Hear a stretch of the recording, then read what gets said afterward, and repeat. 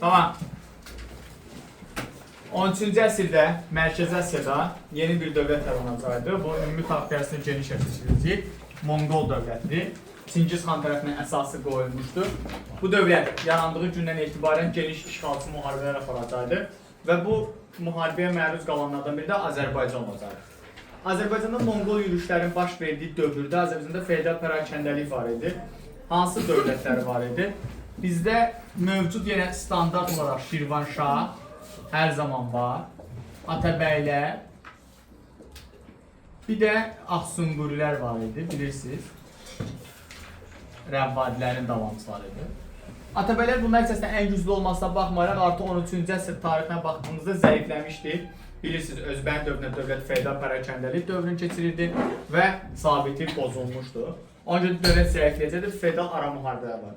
Monqolların Azərbaycana hücum eləməsi Monqol dövlətinə hakimlərlə oxşacaq edilir, Səlcuqlarla oxşacaq edilir, Ərəblərlə, Sasanilərlə, Xərəzmşahlarla, bunlarla oxşacaq kimi verəcəksiniz.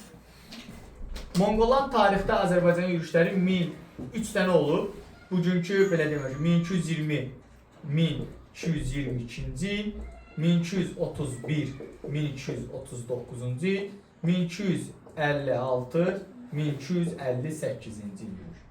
Bu yürüyüş kəşfiyyat xarakterli yürüyüş idi. Bir də Xərəzmşah Cəlaləddini təqib edirlər və onu axtarırlar deyə yürüyüş edirlər.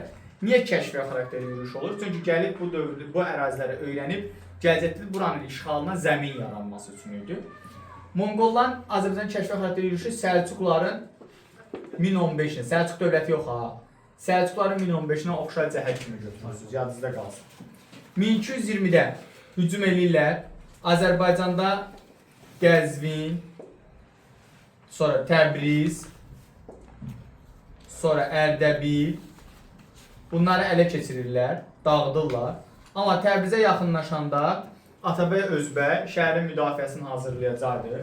Güclü şəkildə və Monqollar da gəlirlər, görürlər ki, şəhər əhalisi müdafiə hazır olduğu üçün Özbəklə razılaşır, xərəc alıb çıxıb gedəcəklər. Bunlar Azərbaycandan çıxıb gedəndən sonra Muğanda qışlayırlar. Bu vaxt Muğanda qışlayan vaxtı eşidirlər ki, Atabəy Özbəklə Gürcüsarı döndü Georgi ittifaq bağlı və Monqollara eyni anda iki yerdən hücum edib sıxışdırmağa çalışacaqlar. Və bu xəbəri eşidən Monqollar Muğandan Gürcüstana səfər edirlər. Gürcüstana səfər edirlər ki, düşmən müttəfiqləri ayrı-ayrı məğlub eləsinlər. Gürcüstanı məğlub edən sonra geri qayıdırlar Azərbaycana Təbriz hücum edir 1221-də. 1221-ci ildə Təbriz hücum edən Atabəy Özbək şəhəri başlı-başına qoyub gedir və şəhər hakimi Şəmsəddin Tuğrayı yenidən müdafiə hazırlaşır. Monqollar yenə gəlir, görür ki, bəs şəhər ciddi müqavimətə hazırdır. Ona görə də məcbur yenə xərəc alırlar və bundan sonra digər şəhərlərə hücum edirlər. Bu şəhərlərdən birisi Marağa olacaq. Marağa şəhərini tamamilə dağıdırlar, yerlə yeksən edirlər, Ərdəbili dağıdırlar və keçirlər şimaldakı torpaqlara. Şimalda isə 3 bölgəni dağıdırlar. Beyləqan, sonra Naxçıvan və Şamaxı. Beyləqan və Şamaxını dağıtmaq Monqolları Slavyandan oxşar cəhət edəcək. Yəni bunu diqqətli olasınız. Yenə dövlət kimi yox ha. Yəni hücumlar kimi verirsiniz. Bunları dağıtdıqdan sonra Dərbənd üzərinə gələcəklər. Lakin görürlər ki, Dərbənd çox ciddi şəkildə müdafiə olunur. Bilirsiniz, yəni Dərbəndin qala divarları çox möhkəm idi. Və Dərbənd o dövrün bəzi mənbələrində Şirvanşah hökmdar deyirlər, bəzi mənbələrində isə Dərbənd hakiminə deyirlər. Yəni Dərbəndin valisinə. Məktub göndərirlər ki, bəs danışıqlar aparsın. Onlar da ona elçi heyəti göndərir. O elçi heyətindən 10 nəfərdən 9-unu öldürürlər. Birini isə gizli yolla bunların Azərbaycandan çıxmasını təkan verəcək. Monqollar Azərbaycana indi hücum, kəşfiyyat xarakterli yürüyüş nəticəsində cənubda dağıdılan şəhərlər Xoy, Ərdəbil, Marağa, Maku, Zəncan bu şəhərlər olacaqdı, Qəzvin bölgəsi. Şimalda isə Naxçıvan, Beyləqan və Şamaxı bölgəsi. Xərac verən şəhərlərimiz 3 dəfə Təbriz olacaqdı, ancaq Cənubi Azərbaycana. Bir dəfə isə Gəncə şəhəri olacaqdı. Xərac verənlər Təbriz, Gəncə olur. Amma dağıdılmayanlar deyəndə isə Gəncəni, Təbrizi və Dərbəndi üçünü də götürürsünüz, dağıdılmayan şəhər kimi, yadınızda qalsın. Monqollar Azərbaycanı təşkil etdikdən sonra Azərbaycanın müdafiə qabiliyyəti aşağı düşəcək. Çünki şəhərlər dağıdırlar, qala divarlarını dağıdırlar.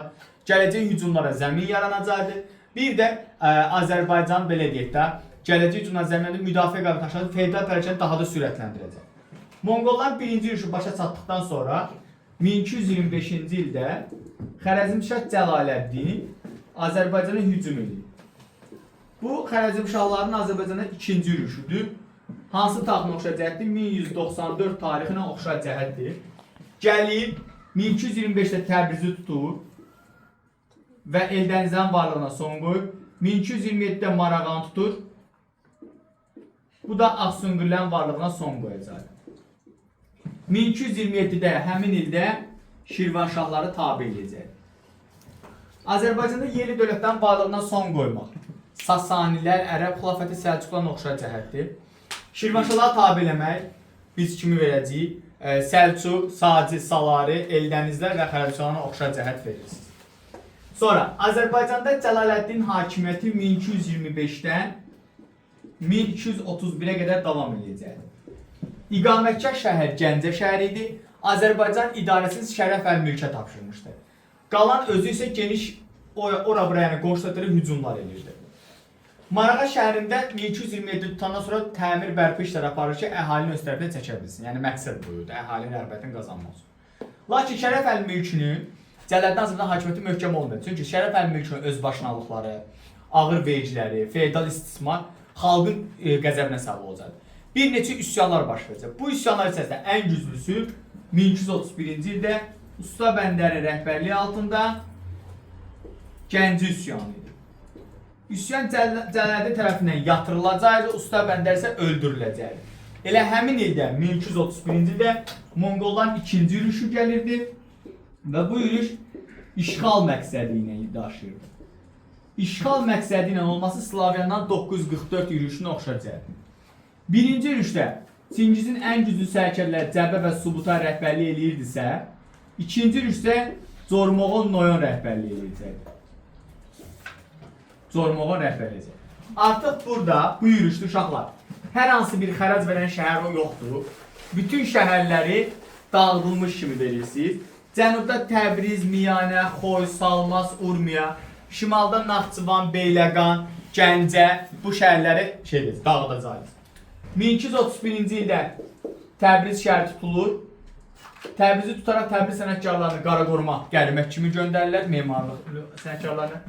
1235-ci ildə Gəncə dağıdılaraq tutulur. Gəncə dağıdılaraq demək ki, necə Gəncə çox ciddi müqavimət göstərir. Hətta tarix mənbələrdə qeyd olunur ki, Monqollar qorxularından bir həftə qala divarlarını dağıtsalar belə Gəncəyə girə bilmirlər, girmirlər yəni ki, küçə döyüşləri olmasın. 35-də Gəncəni tutulur və Gəncə 4 il xarabazar qalacaq. Heç bir təmir iş aparmayacaq. 1239-cu ildə isə Dərbə tutulacaq. Dərbənin tutulması ilə Azərbaycan Monqol imperiyasının tərkibinə daxil olacaq.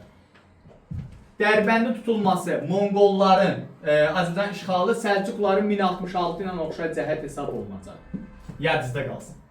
Ali Monqol xaqanlıq deyəndə, yəni Monqol canişinləri tərəfindən dövlət 1239-dan 1256-cı ilə kimi idarə olunacaq.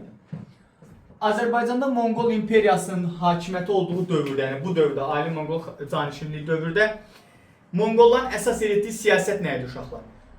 Yerli əyanları köçəri Monqollardan asılı salmadı. Bu necə baş verəcək? Bunu izah edin. Deyək ki, mən Monqol hökmdarı tərəfindən təyin olunan canişinəm, düzdür? Sizlər də hamınız oturduğunuz yerdən yerli əyanlarsınız. Mən bura təyin olunan sizlər böyük hədiyyələrlə gəlirsiniz mənim qəbuluma, daxil olursunuz, mənim hədiyyələrimi verirsiniz, qarşılığında mən sizə yarlıq verirəm. Yarlıq nədir? Kağızdır, icazə kağızı. Sizə verirəm ki, sizlər öz malikanələrinizi idarə edəsiniz. Yəni, olduğunuz yerləri idarə edəsiniz. Başa düşdünüz? Buna Şirvanşah dövləti daxildir, Bərdə feodalları daxildir, Gəncə feodalı daxildir, Qarabağ feodalı daxildir, Naxçıvan feodalı hamısı daxildir. Bu proses necə davam edir? Deyək ki, məni təyin elədilər, düzdür? Mən cəmi 4 ay canişin qaram. 4 aydan sonra məni vəzifədən uzaqlaşdırırlar, başqasını gətirilər vəzifə. Yenə sizlər nə edirsiniz? Hədiyyələrlə gəlirsiniz, həmin canişinə yarlıq almaq üçün. Yəni, mənim verdiyim yarlıq ancaq kimin dövründə keçərlidir? Mənim dövrümdə. Ondan məndən sonra gələnlərə yenidən hədiyyələr verirsiniz. Və Monqol dövləti bu əyanların tez-tez canişindən yerini dəyişməklə və tez-tez sizləri o hədiyyəyə verməklə, yəni sizlərin möhkəmlənmənizə imkan verməyəcək. Yəni burada suallar əsas istiqamət bu istiqamətə düşür. Yəni Ali Monqol xaqanlığı dövründə yadda saxlayın. Monqol dövləti köçəri əyanlardan yerli əyanları dedi köçəri əyanlardan asılı salır. Bunu hansı yolla asılı salır? Yarlıq yolla asılı salacaqlar. Ümumiyyətlə Monqol dövlətinin Azərbaycanda işğallarında Azərbaycan kənd təsərrüfatı zəifləyir, mədəniyyət zəifləyir, ancaq köçəri yaylaq maldarlığı güclü inkişaf eləyir, şəhər həyatı iflic olur və şəhər həyatı tənəzzülə uğrayacaqdır. Çünki bunlar köçəri idilər, ancaq malqara otlarına, atlarına şey lazımdır, bölgə lazımdır. Bundan üçün şəhər həyatı falan o çox ciddi deyildi. Monqolların 3-cü yürüşü 1256-58. Məqsəd burada yeni ərazilər keçirmək. Baxın ha, burada hər zaman düşür uşaqlar çaşırlar. Yəni uşaqlar hər zaman çaşırlar, siz də çaşırlar. Azərbaycan işğal etmək deyil. Çünki Azərbaycan artıq nə olub? İşğal olunmuşdur. Burada məqsəd yeni ərazilər keçirmək və müstəqil feodal hakimlikləri ləğv eləməkdir. Yəni Azərbaycanla bağlılığı yoxdur. 1256-58 yürüşünə Hülaki xan rəhbərlik eləyirdi. Hülaki xan gəlir, Bağdad tutur, Ərəb xanı süqut uğradır və yeni Monqol ulusu olan 5-ci Monqol ulusu yaradacaqdır.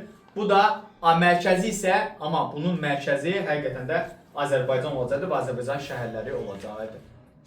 Bu da sizin dərsiniz.